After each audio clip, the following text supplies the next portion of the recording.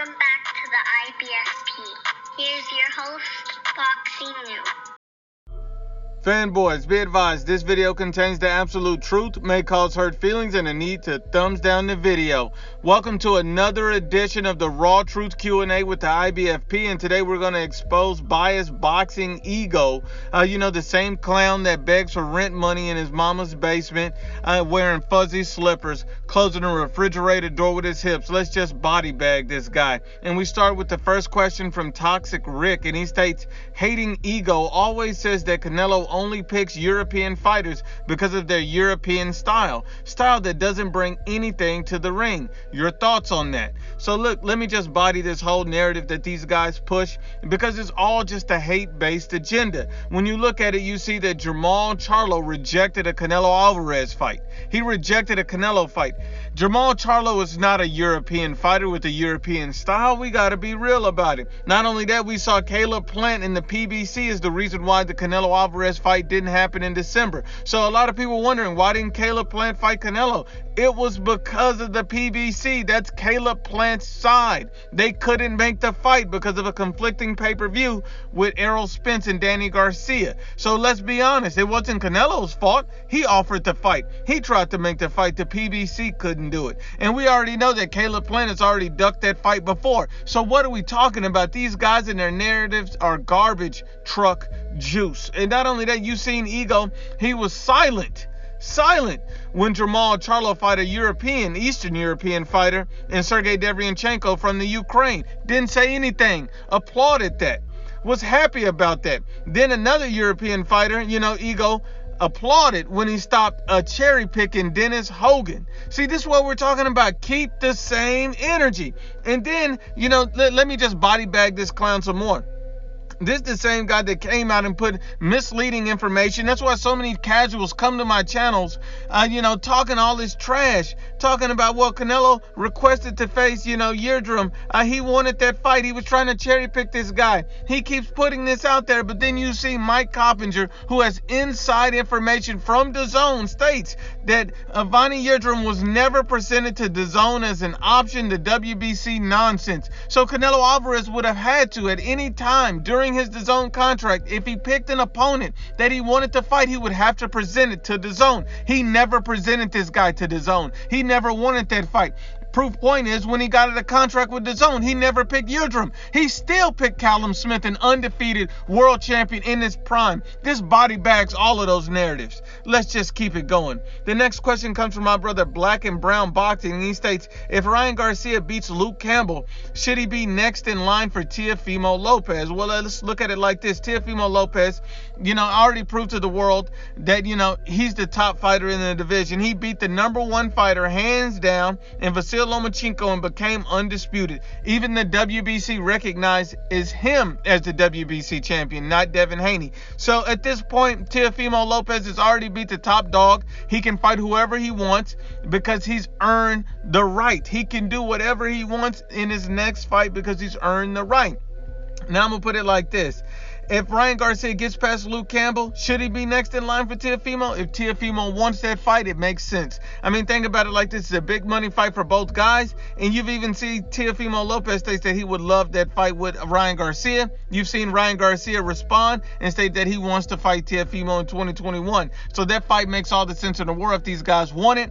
But at the end of the day, it's up to Teofimo because he's earned the right to pick who he fights next. But let's keep it going. The next one comes from Christopher Holmes, and he states, what do you think about Anthony Joshua's career thus far? Just asking, of course. Let me break it down. Anthony Joshua is the king of the heavyweight division, the only great heavyweight right now that's active, if we're being honest. Look at Anthony Joshua. He has the big three, the best resume in the division. He has the most belts in the division, and he sent offers to every top fighter in the division. So every fighter that he hasn't fought is because these guys either turn down offers. A lot of people don't realize Deontay Wilder turned down Anthony Joshua fight. A lot of people don't realize Tyson Fury turned down an Anthony Joshua fight. Anthony Joshua has fought an undefeated world champion in Joseph Parker. He beat Vladimir Klitschko without any drug controversy. He beat Dillian White. This guy, he beat Alexander Povetkin. The list goes on and on. Andy Ruiz. So at the end of the day, Anthony Joshua is the only one willing to challenge himself and really free smoke. But let's keep it going. The next one comes from Esteban Martinez, and he states, Nuke, what should Loma do next? Drop to 130 pounds? Question. This is what Loma should do next. And listen up and listen clearly. Vasily Lomachenko should take on the email champion Devin, I'm Dreaming, Haney. And this is why he needs to face him next.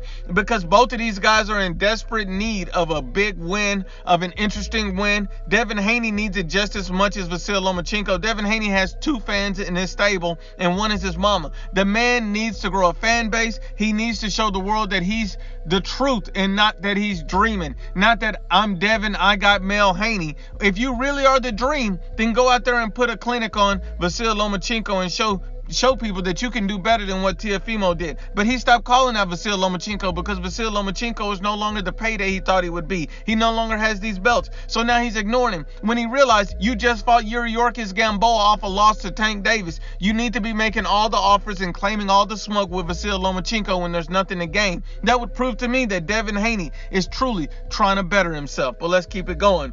The next one comes from LeFez, and he states, who wins between Joyce and Deontay Wilder? I'm going to be honest about this, and a lot of people won't like it. Joyce is a good quality fighter with a hell of a jab. I got to give him credit for that, but at the same time, he's too slow. Tyson Fury made it look easy. It's not easy. At the end of the day, Joyce is too slow for a guy like Deontay Wilder. He's tailor-made for that right hand, and he's going to get hit with it multiple times. He's nowhere near Tyson Fury's level defensively and fluidly. He's not going to walk down Deontay Wilder. He's simply too slow. Wilder's been in with guys like that before. He's been in with better fighters than that, such as Luis Ortiz at this point. And I don't give Luis Ortiz a lot of credit at the end of the day, but he's much more fluid than Joyce. He's not as slow as Joyce. And so at the end of the day, I would have to say that Deontay Wilder beats Joyce.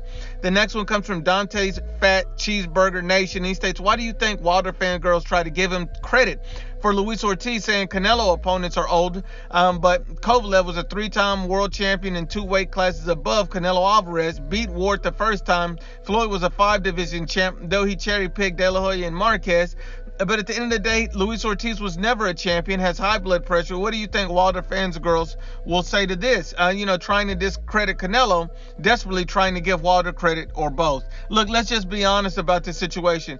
If any channel is saying that Canelo Alvarez is a cherry picker, if any channel, Wilder fangirls aside, hating on Canelo Alvarez for a Kovalev fight, when a guy was, still a world champion, 2 weight classes higher, had a height and reach advantage as well, then they hate greatness. Because at the end of the day, Canelo Alvarez showing you what he wants to do. Name another fighter coming off a pandemic, wanting to face an undefeated world champion in his prime. You can't name one. So we got to be honest and unbiased. If you hate Canelo, you simply hate greatness.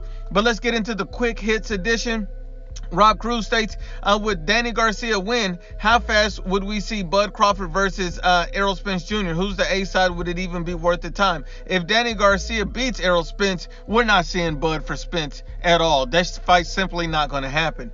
The next question comes from El Beast, and he states, what do you think about Triple G versus Smetsma? Look, I'm going to tell you this. That's garbage truck juice on wheat. And this is why, because Triple G didn't even have to face this guy. He chose to face this guy. He could have fought anybody else. He could have unified with Andrade. He could have fought Canelo. He could have done a lot of things, but he chose to fight his mandatory. No one wants to see this garbage. Let's just be real. Let's keep going. King Eamon says, do you think AJ versus Deontay Wilder would not happen like Lennox Lewis versus Riddick Bowe? I'm going to be honest with you, King. Look, at the end of the day, AJ wanted to fight. He still wants to fight. But Deontay Wilder would not fight Anthony Joshua unless there's a huge payday or a cash-out fight for him. That's the only way he's fighting that guy. Your mom states, when will we get another eviction notice? It's been too long. You're absolutely right. It's coming sooner than you expect. The next one comes from Boxing Junkie, and he states, what did you think about Mike Tyson versus the Roy Jones Jr. fight? At the end of the day, you don't play boxing. These guys are in advanced age. It was a $75 pay-per-view. Didn't make sense to me why these guys this old would be risking a lot fighting each other. I just think it was a joke of a fight. At the end of the day, Roy Jones was already tired early in the fight. It didn't make sense. These guys are putting themselves at risk at this point in their career. It doesn't make sense. The next one comes from Akai Garbage TV. What do you think of Julian No Chin Williams fighting Dennis Hogan, coming off of 2 losses, and the most recent one a knockout loss, and hasn't had a win in years? Well, that fight has already been reported as off. Julian Williams has developed some kind of illness. But let's keep it going. The next one is, it's Brian12 states, yo, Nuke, please debate this guy called Southpaw Boxing 773. This guy's a pure biased guy. Look, I'm going to put it like this. Anybody that wants to smoke with the IBFP can get it, including Southpaw Boxing 773. And I'm going to put it like this. If you go back and look and listen to any channel that's ever called me out, that's ever said my name, or that's ever dissed me, I've always welcomed them onto the IBFP Raw. I've always dropped the link, and all of them were too scared and too much of a coward to come up there and debate me. Let's just be real. Ducky H states, hey, IBFP, do you think famous people getting into pay-per-view boxing matches is a new trend, or is every star going to line up to face Jake Paul and Logan Paul, those brothers? Look, I'm going to put it like this. If there's a big payday, somebody's going to line up. But once again, Unbiased as always, just the IBFP.